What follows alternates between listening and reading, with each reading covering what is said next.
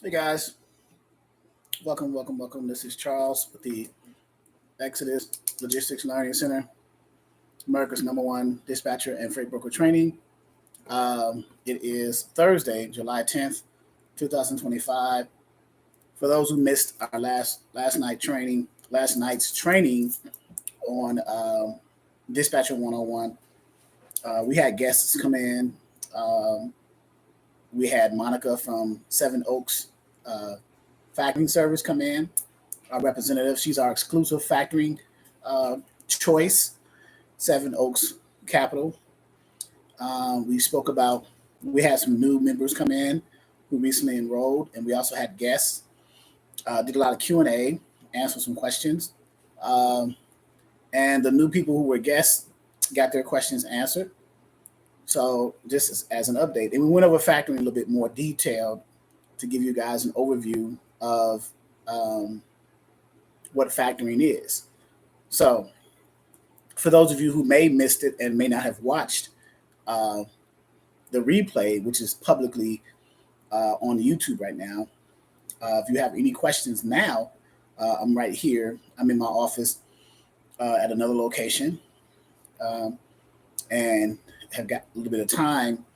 So, in a more of an effort to provide value to the platform and to the trainings, I have started to make myself more available to the members to help answer questions. So, if you have any questions about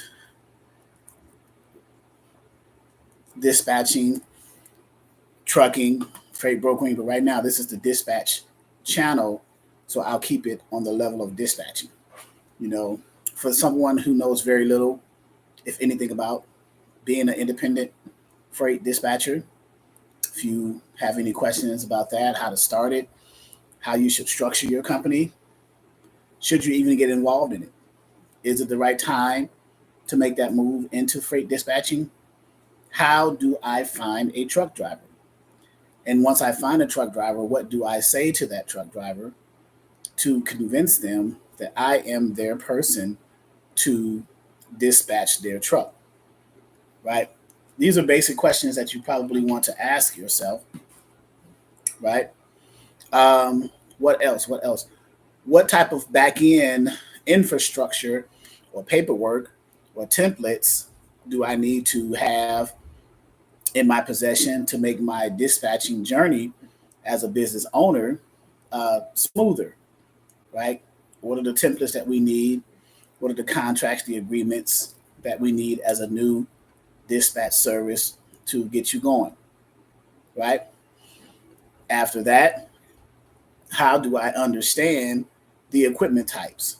Which type of equipment type do I decide to send or to dispatch for that truck driver, that owner operator, or that carrier company, right? Which ones are the best starting equipment types? Which ones are the best entry point for new dispatch services, right? Which ones are easier? And we, answer those questions.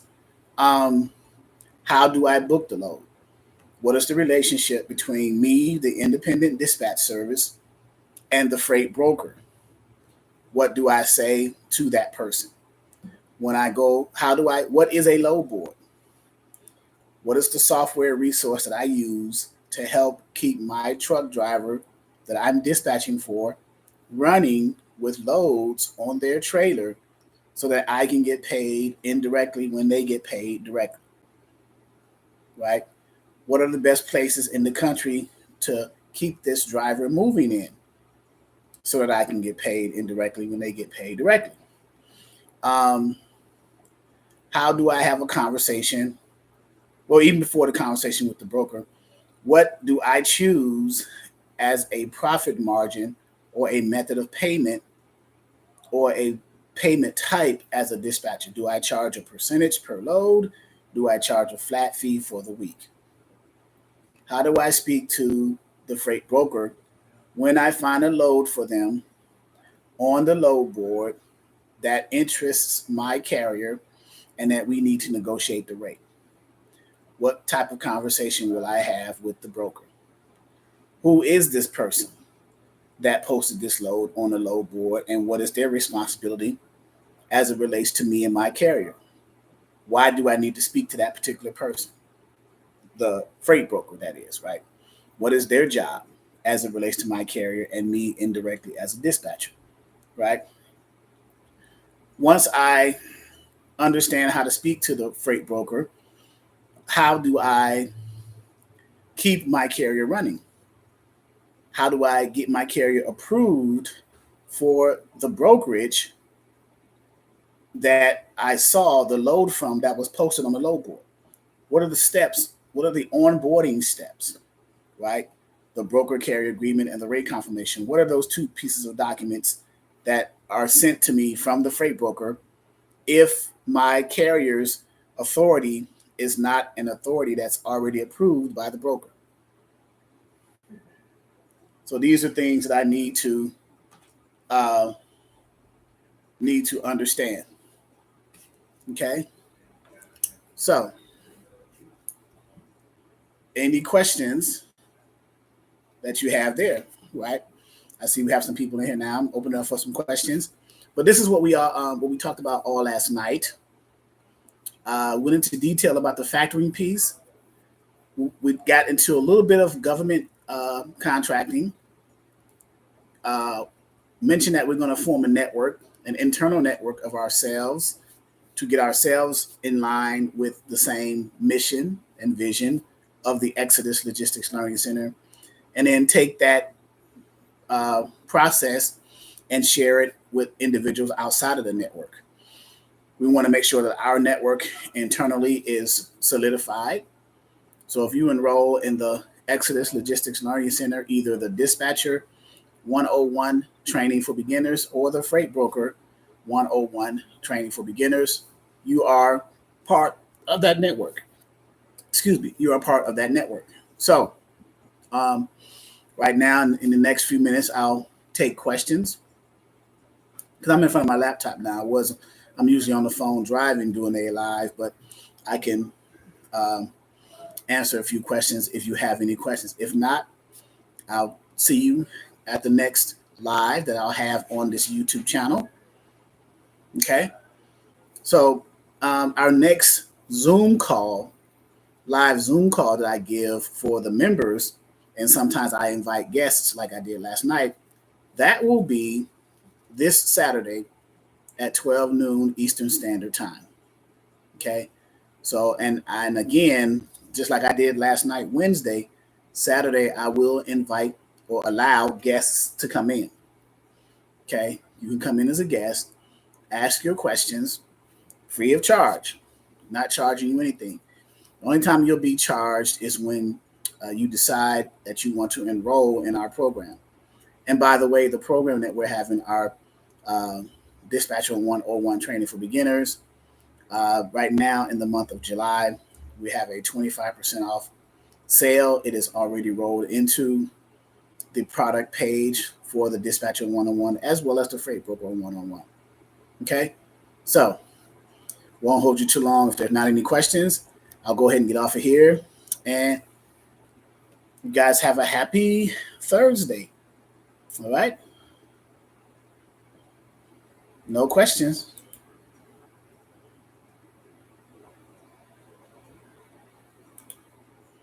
No question. Oh, Yvonne asked a question. Yvonne jumped in. Upon paying for the class, do you have live Zoom meetings to teach? Of course. Yes.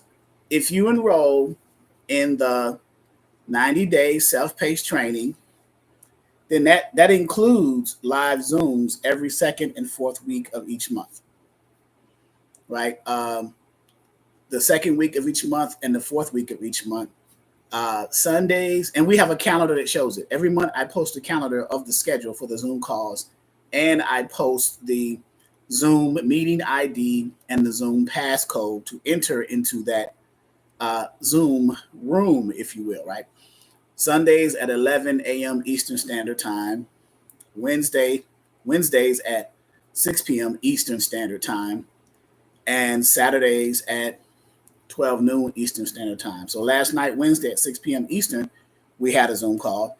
And by the way, coincidentally, every Zoom training is recorded. And if you are an enrolled member, you will also have access to the recordings in our portal that you get set up with an email and password once you're enrolled. Okay, so it's continuous learning. So hopefully Ivana answered your question. Hey, Billy, how are you? I think you were in class last night, Billy, I believe. Were you in the Zoom training? Yeah. Any more questions? I was just getting ready to click the end the stream, but I'll continue here if there are any more questions. Yes. Billy says she was in the class last night. What do you think of the class last night? We had the Representative Monica Case from Seven Oaks Capital, our exclusive factoring company. We had some government conversations, and then we talked about the basic level of dispatching. So hopefully questions were answered for you last night in the class, Billy. And if not, you can ask. I always answer questions. So if you have any questions, and I always admit too, if I can't answer a question, I know two people that can, who are my mentors, my broker mentor, my trucking mentor. I don't know of a question that has not been answered by either one of them. So, we have, and that's the beauty of being in a network and knowing people that can help you in your journey.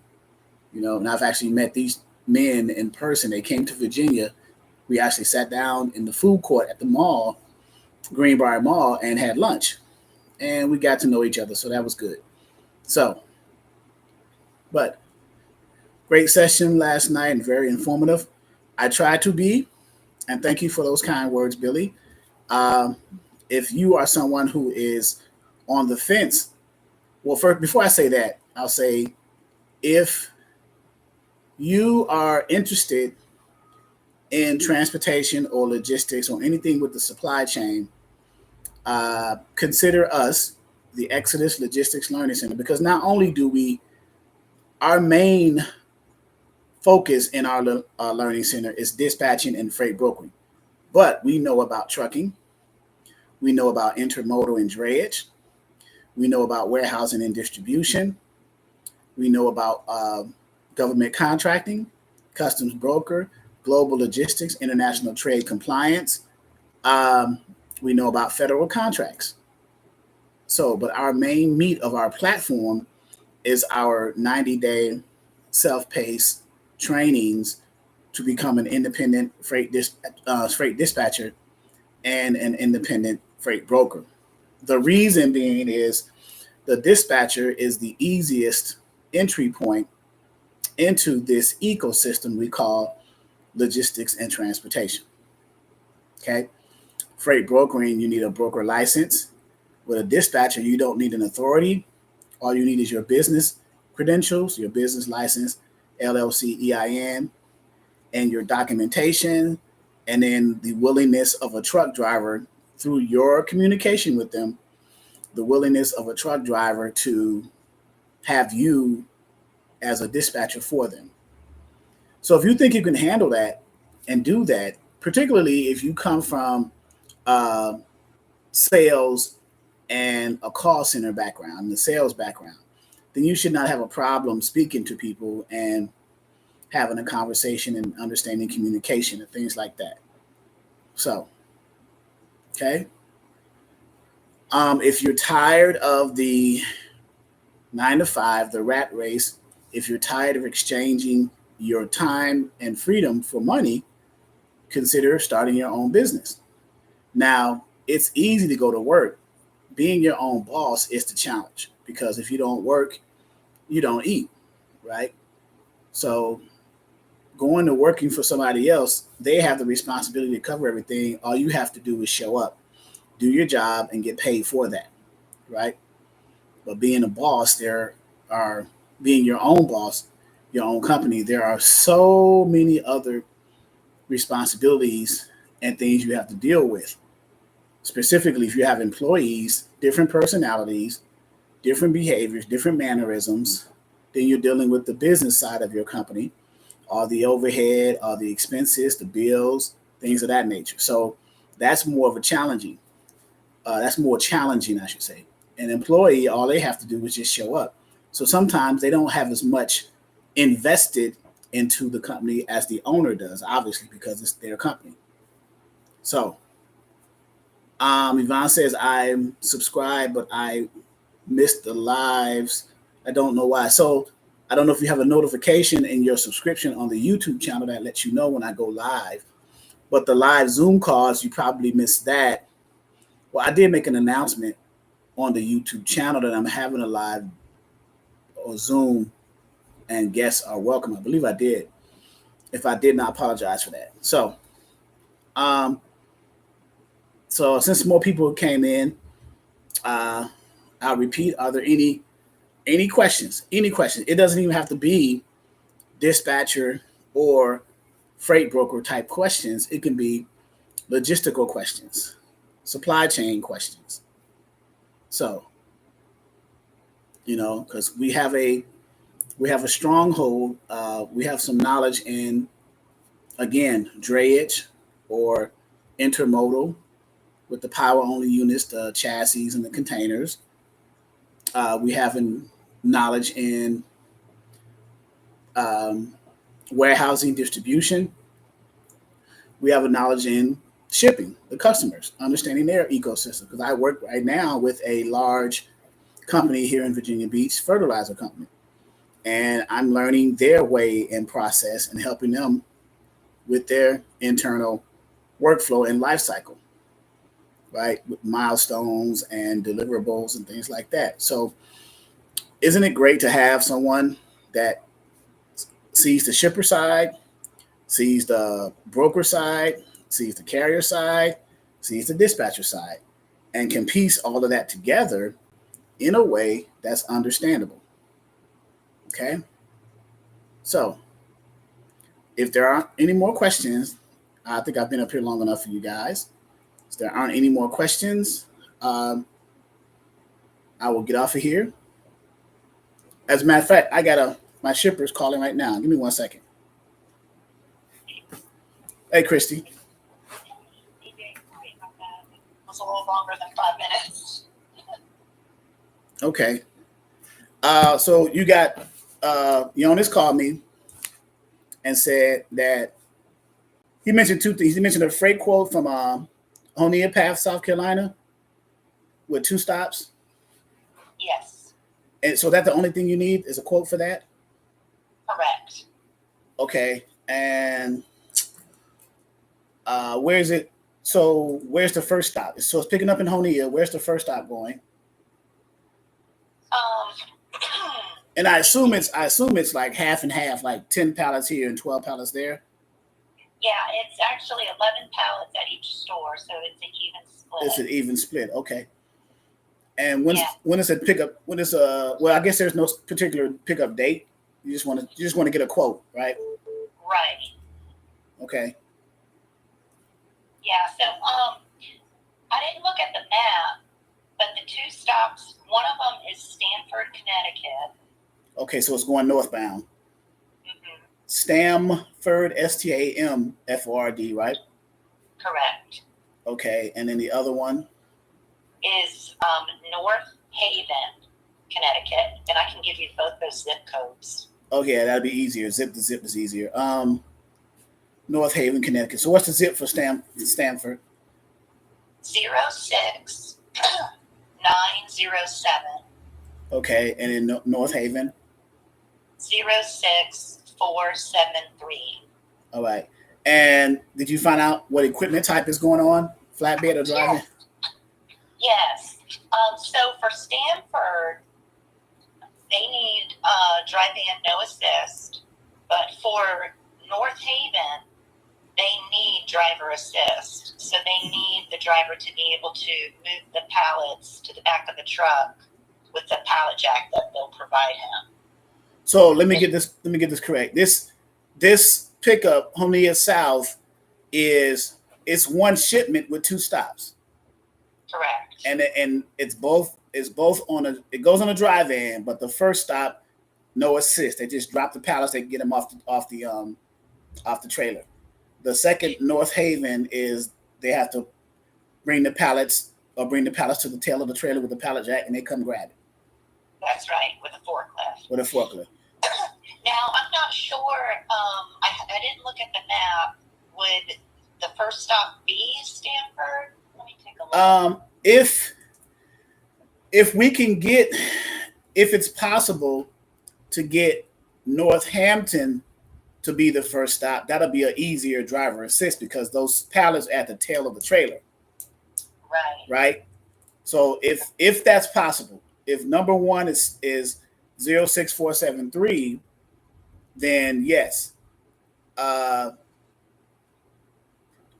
if not, that's fine. If Stanford is the first stop, which is no assist, they can just go up on the lumpers can go up on the trailer with the forklift and grab those 11 pallets and then take them off, and then you'll just have, only thing you'll have left is the driver assist remaining 11 pallets in the front of the trailer. That driver will just have to get up there and just push them to the tail. Now that's weird though, because why would the first stop allow the forklift to come on the trailer and the second one does not? North Haven, they don't have a dock. Okay, I see. So so you have to bring it to the tail so they can lift the forks up on the forklift and come in and grab it. Right. Gotcha. Okay, so no dock. And it appears. Well, that's a good reason. Yeah. It appears on the map that Stanford would be the first stop, unless the driver wanted to go to North Haven, and then backtrack to Stanford. Well, then you would do that relative to the shipping location. So Honea, South Carolina, which one would you get to first? That would be the question once we put it on the map. I don't have a map up yet, but Stanford would be first. So if that's the case, then they have a loading dock, so they can just go ahead and grab it and, put it to the that's cool too. We'll do that first. That way it'll give the driver, when they get to Northampton, enough room to maneuver that pallet jack around. Right. To grab the other pallet. So we'll do Stanford first and North Haven second. Okay, cool. And then but just to get the quotes, what's the distance between the two? Are you looking at a map? Yes, there's 47.3 miles distance between the two. Okay, 47.3. And if you are the distance from Honea Path to the first stop, which is Stanford, how many miles is that? Oh, let me check.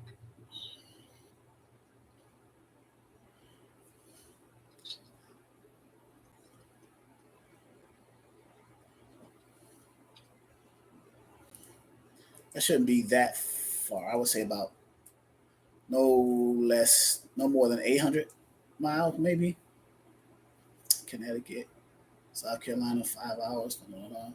I would say under 800. Oh, yeah, you're right. 790.8. How did I know that? No. That's good. You're good. No. Not bragging. Just so I have a saying: experience is the best teacher, right? So yeah. Okay. So I'll work on this. What's my ETA? I'm assuming you wanted it for the next 30 minutes or so, or? Yeah, just when you can get to it. Hopefully, like within an hour. Would that be okay? That would be great. That's fine. Okay, wonderful. All righty. Okay, thanks, DJ. You're welcome. If I have any other questions, I'll call. Okay, sounds good. All right. So, well, the beauty of doing a live YouTube, and this is Dispatcher YouTube channel, right? But I just got a call from the customer. As you guys, did you guys hear that phone call? Type of one in the chat if you heard the phone call. If you're still on here listening, right? Want to make sure. And then Lawrence Jean said, I'm working hard to join the training. I got the business set up and website, but need some training. Okay, good, Lauren. Good. So did you guys hear the conversation that the customer wanted? They're looking for a quote.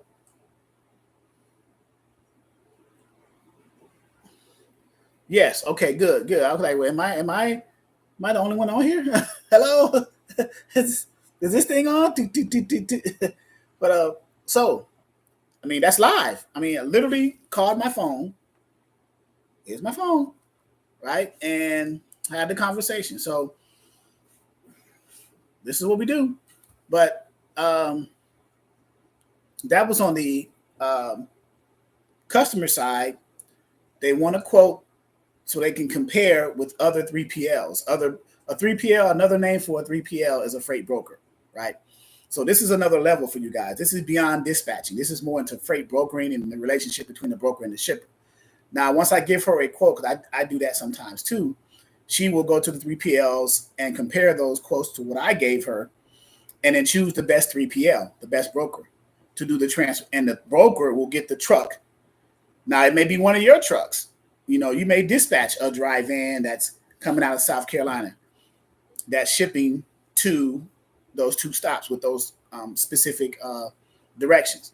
As a matter of fact, let me give you a bonus and get my guy on the phone to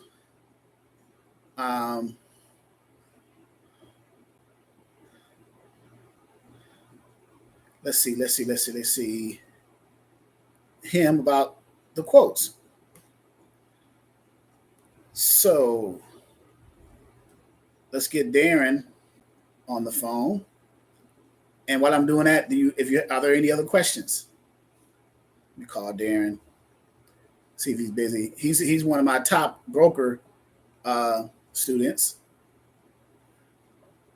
Okay.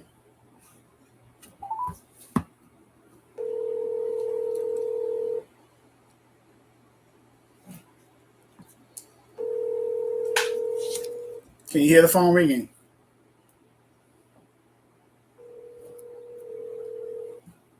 Your call has been forwarded to voicemail. The person So he's not answering now, but I will get with him and go over that. So what I normally do is let's do this on a live here. If you guys would have, do you guys want me to show you? Because maybe some of you will be doing brokering, right? And you may want to have an understanding of the other side. So with your permission, or we can get off this live if you want, or I can show you by sharing my screen the process by which, one of the processes by which we will find a quote. So you guys let me know, yes or no. There's 2 of you on here right now. There was 8 that gave us a thumbs up. So sounds like a no. I don't see any responses. So okay, she said I would love to learn. So let me share my screen. And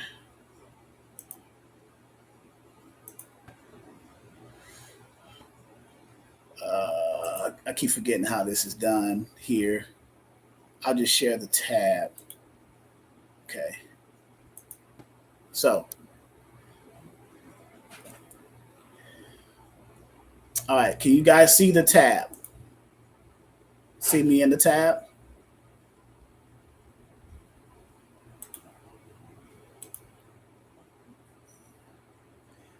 Okay, Billy said I plan to eventually go on. Okay, so she gave me the details of the shipment or the load. I'm going to go into the load board in the portal and do what's called a rate quote, right? Or comparable. So module 2. And can you guys see me moving in the background on the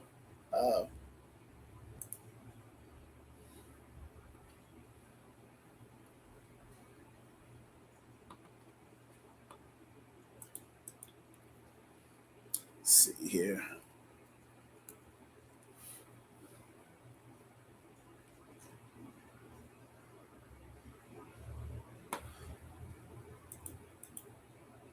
All right, let's go here. And Darren will probably call me back.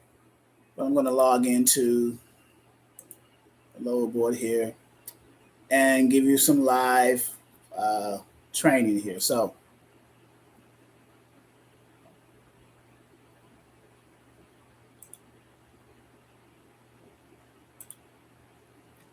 okay. All right, I switched the screen, sharing that tab, removing this tab.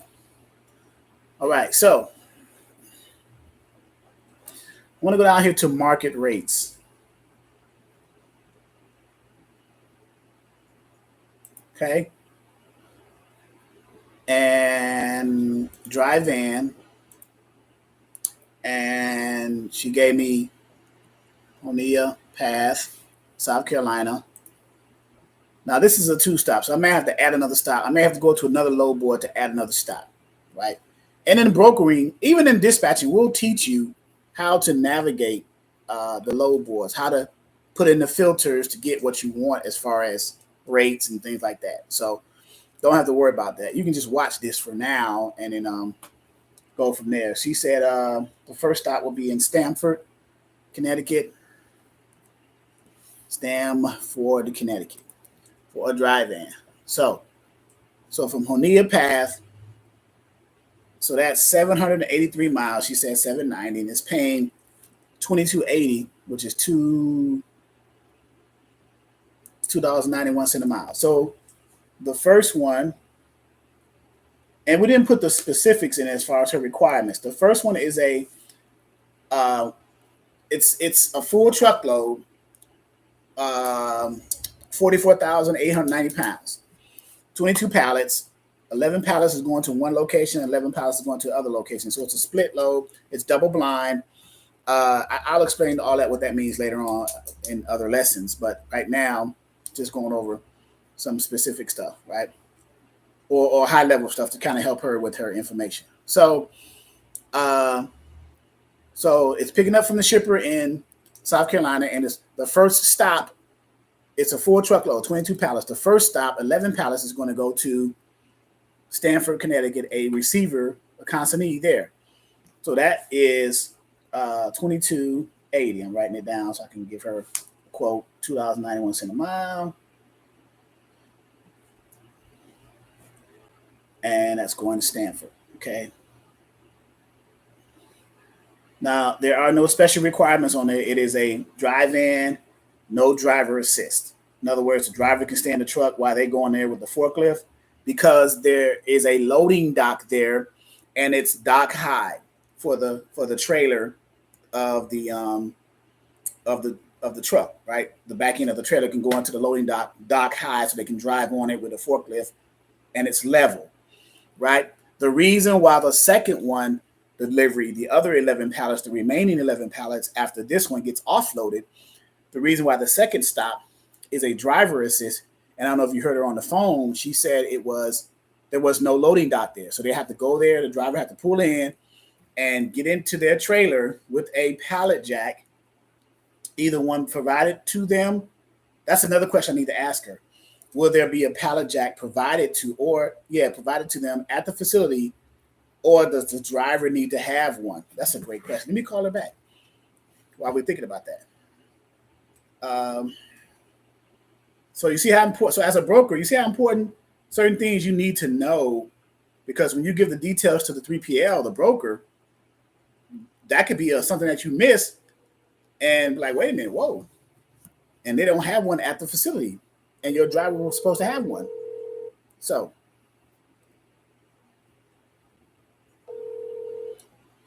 Thanks, CJ. Hey, Christy, one question. The driver assist second stop that needs to be assisted by the driver, does the driver has to have a pallet jack, or will one be provided for them at the facility? One will be provided. Okay, good. That way, because if that's a piece of information that is important, because if the driver doesn't have one and the facility doesn't have one, how in the world are they going to get those pallets off to? Because these are 1-ton pallets. Right, exactly. So they have the pallet jack, that they just need the driver to move them to the back of the truck. Right, so they'll lift the pallet jack off the ground. I'm assuming 2 people will go to the tail of the trailer, lift it off the ground, and put it on the top at the tail of the trailer, and the driver will take it from there and start bringing those pallets to the tail. Now, if they were smart, they may have a second guy get in there with the driver and put 2 pallet jacks up there so they can get it done quicker. But yeah, they might do that.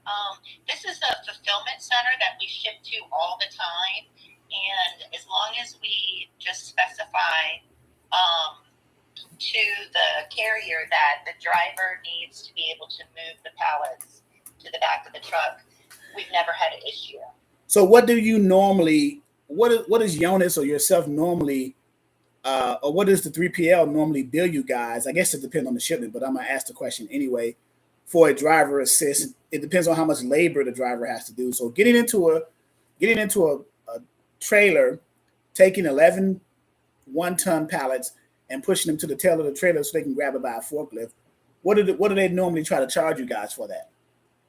Well, this last shipment didn't ship from South Carolina. It shipped from Montrose, PA, and they charged us $1,600 to go from Montrose, PA to New Haven with a driver assist.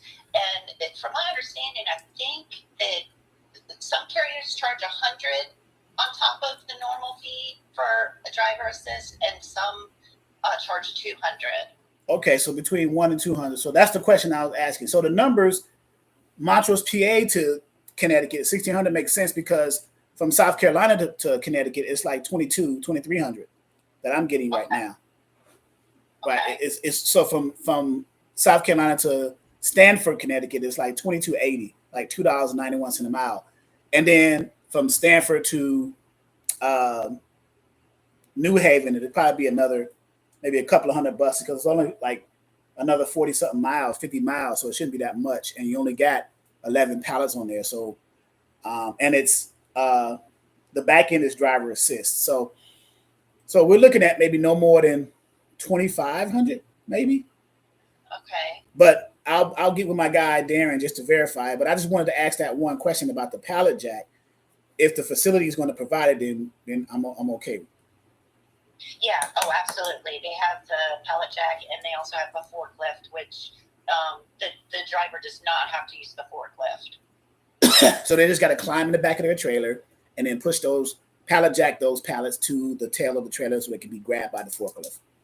Correct. Okay. All right, Christy. Thank you. Yeah, thank you. All right.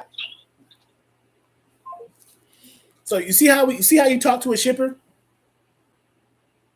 Regular conversation. You know, it's not like you're scared and talking like a robot. You got to get the questions answered that you need answered. Right? You got to ask those questions. You got to have the foresight to see, okay, man, if I was there, if I was the driver, what would I need? Do I have to have my own pallet jack? Or do I need for the facility to have it? And I even mentioned some extra time-saving thing. We put 2 pallet jacks up there, and a person from the facility jumps up there with me and help me. We can get it done in half the time, right? And then I ask for the cost so I can roll it into the rate. You know, what would they normally charge for something like that? A half a truckload of 1-ton, 11 1-ton pallets, which is 22,000 pounds total, to be pushed from the front of the trailer to the tail of the trailer. Okay, so we got that answer. Let me go back to the load board here. Is this helpful, guys? So you guys hearing this, hearing the conversation with the shipper, getting information about the quote, right? And now listen, this is in real time. I'm on a live YouTube channel, right? So can't get no better than this. Cannot get any better than this, right? Do I need to call another shipper? We're going to be here all day. I can't do that. But you see what's going on, right? So I just wanted to get that experience for you guys. So, okay, so we got that one. So now we'll switch it and say, we'll flip this, Stanford over to there, and then we're going to change this to the second location, which is North Haven, I think she said. North Haven. I wrote it down. North Haven, Connecticut, right there. So an extra, let's say $500, right? Or $451. So from Stanford to North Haven, 48 miles. She was right. 47.3. 48 miles. So an extra 451. Okay. See what I did there, right? I flipped that and then I added this from the first stop to the second stop, from the first receiver or consignee to the second receiver or consignee, and did that. Okay? So, very helpful. Very helpful. We're chatting with you, LLL. Okay, so good. Okay? So then you would just simply add those two. What is that? 2280 and 451.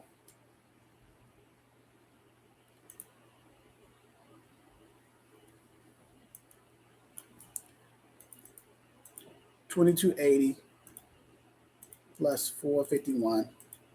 $27.31. I had the calculator running in the background. Okay. So what did I say? $27.31. So I'm gonna get with my guy and see what he says, and then go from there. So there we go. All right, guys. I think that's enough that I showed you a little bit, give you a little taste of it. Okay. 27.31. Very good. All right, so I'll stop sharing that and then get off the chat, get off the live, and I gave you a taste of a customer, right? Called them up. Well, they actually called me and I had to call back and they wanted a quote. And then they're going to give their quote, what I give to them, because they deal with like 9 other 3PLs. So remember, a 3PL is a freight broker. That's another name for a freight broker. 3PL, third party logistics. Okay. And there we go. And this is a dispatcher. We're talking about dispatching right now on this channel, but how did we get into the shipping? Because I just happened to get a call from a shipper, so I had to address it, right?